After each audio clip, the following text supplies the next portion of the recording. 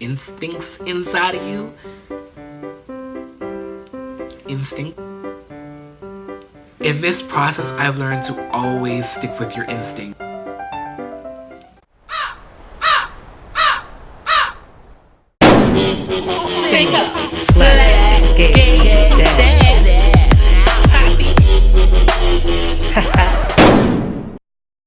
Hey, what's up, y'all? Thank you for tuning in to another episode of Single Black Gay Dad.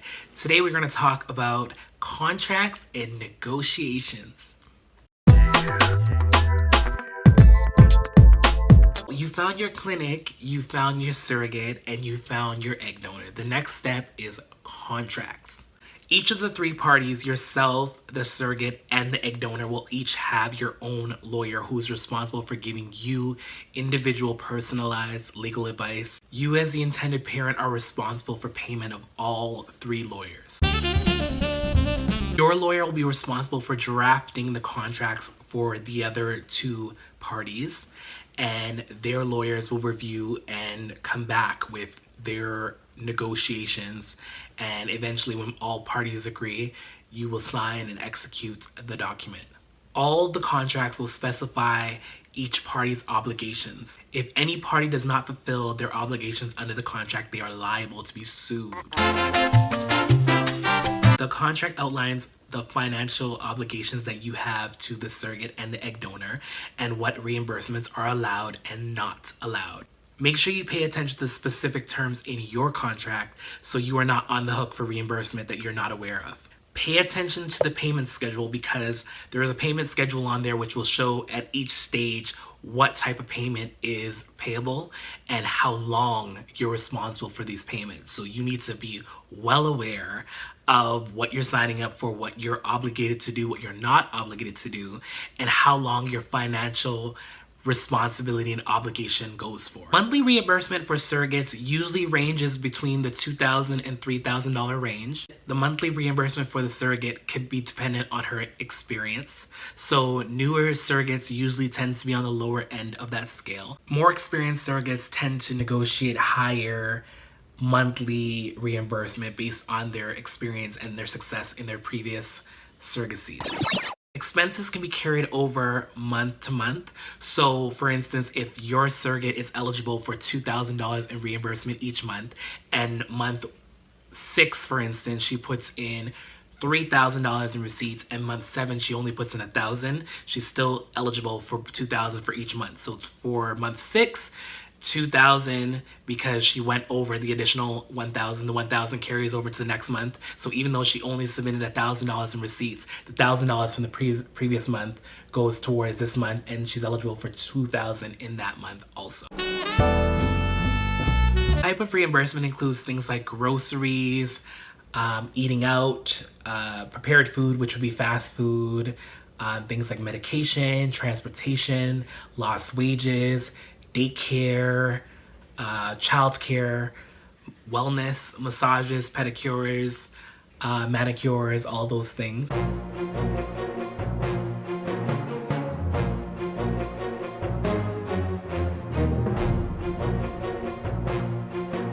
The types of expenses that can be incurred are specifically outlined in your contract. Something of that nature that goes into her going to her appointments or fulfilling her obligations in the contract are all expenses that you will be responsible for covering.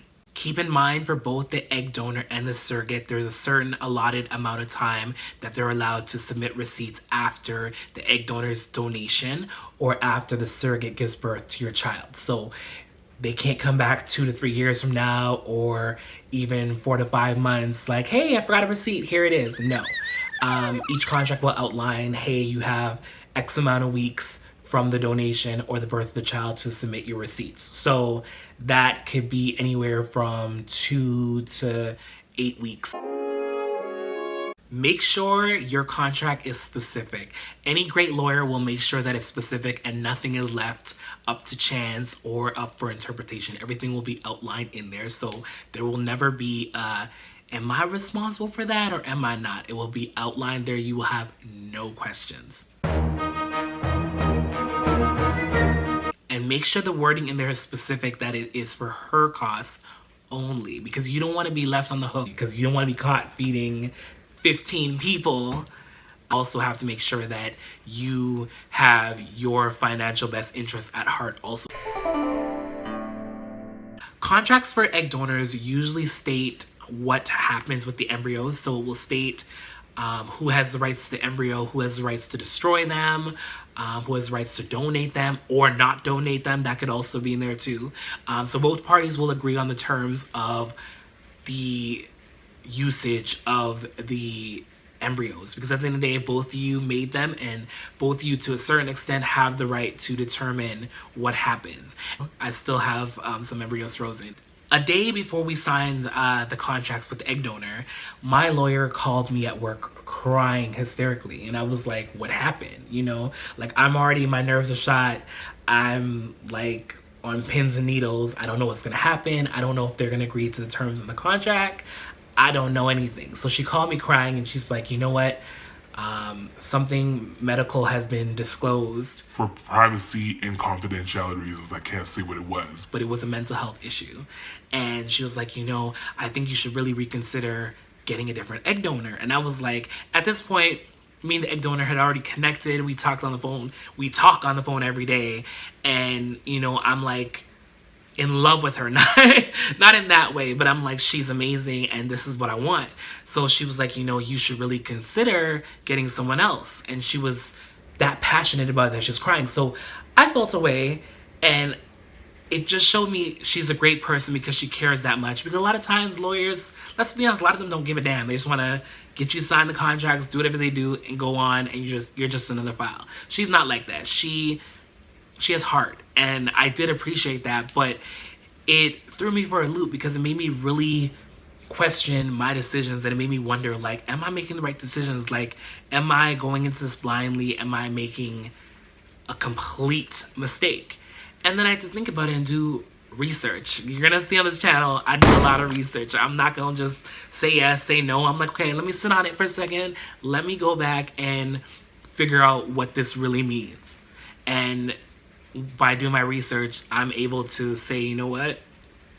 I'm going to proceed for this reason, or I'm not going to proceed for that reason. So I did my research, and I was like, listen, Black people in general tend to have mental health issues in their families. My family specifically, I have a lot of mental health issues in my family. Does that mean that I shouldn't be a parent because people in my family suffer from mental health? That's not right. So, and even if I have mental health issues, or she does, or whoever, it doesn't guarantee your children will, and you both could be perfectly mentally well and have a child that grows up with depression or anxiety and all those different things. So for me, I was like, you know what? I appreciate that she's doing a service by letting me know, because it's her responsibility as my lawyer to give me the real deal Holyfield.